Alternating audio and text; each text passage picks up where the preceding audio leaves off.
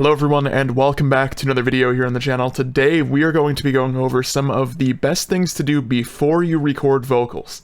Now this is sort of something that could basically apply to all of your future projects because once you know this you'll probably always do it this way. It's just a couple of interesting things from a technical standpoint that will help your vocals to in the end sound better. So starting things off, you see I do have this mixer channel here. You could ignore the first two, those are just sidechain triggers that are part of my template. But really, all we're going to be focusing on today is this one right here, just called Vox. So this is, of course, the mixer channel where I would go about recording vocals if necessary.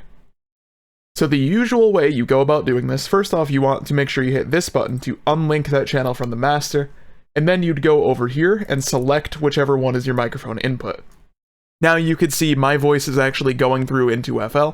You're not actually hearing it twice because I've unlinked it from the master, and this is kind of the way you want to go about doing that usually because you don't really want to hear a delayed version of yourself in your head. It's better to use like a direct monitoring feature that would be on your audio interface, for example. But this is basically how it's usually set up, and this is where you'd go about recording vocals.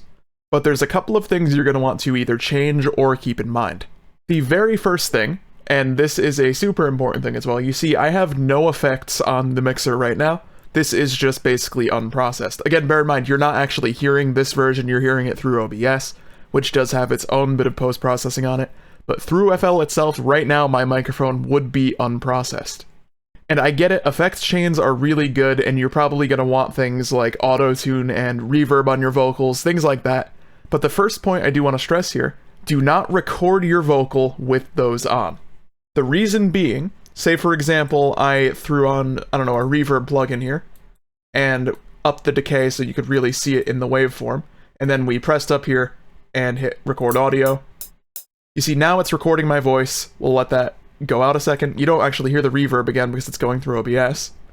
But if I were to stop this, the problem is that normally this would record with that reverb on. Now you can actually change this so that way you can record with your effects on. I've actually already got mine done. There's a button up here, and you'll see this screen will come up, and this is talking about recording just the input itself, or it'll do that and the mixer, post effects, post EQ, and there's also post level and panning and post track. So if you have this set up in the correct way, you don't have to worry about the effects being printed onto it.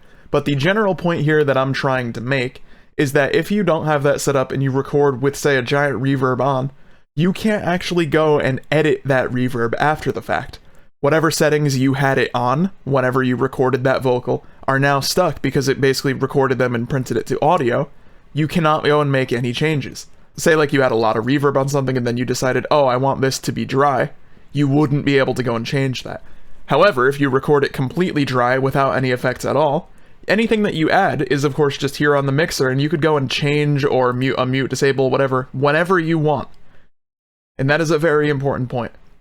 The second one I do want to bring up here is look at the leveling here. You see how if I get a little bit louder, we're kind of getting close to that 0. It's definitely hitting it. And if we took off, the clipper on the master, if I had this linked, it could very easily go over because there's no limiting that's actually happening here. It's just conveniently getting really close without going over. But you see, if I was just a little bit louder, like right now I turned it up, that's very frequently going above 0. This means when you record the audio, you're going to get clipping. Now there are some solutions, I know like iZotope has a declipping plugin to try and fix that a little bit, but of course the best way to solve this at all is to just not be close to that 0 when you're doing your vocals. It's better to be overly quiet than overly loud, because you could turn it up as much as you like, but turning it down if it has clipping in the audio file is not going to get rid of that clipping. So the point being here, if you have like your audio interface, lower that gain knob a little bit. Whether you have it where your highest peak is like -6 or you go overboard with it, do like -12, -18, anything like that, as long as you're not close to 0. Like right now for a commentary like I'm doing here, this is okay. My level's going to stay the same. But if I was doing a vocal, I would not have it running this hot.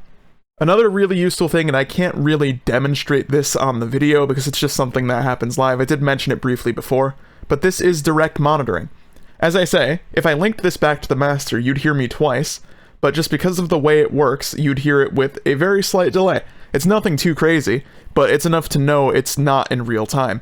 And audio interfaces can get a lot closer. They often have a direct monitoring feature, and that basically means it'll take whatever you're saying into your microphone and play it back into your headphones. There will be a slight delay, but it should be pretty unnoticeable compared to like if you just unlink this here in FL, for example.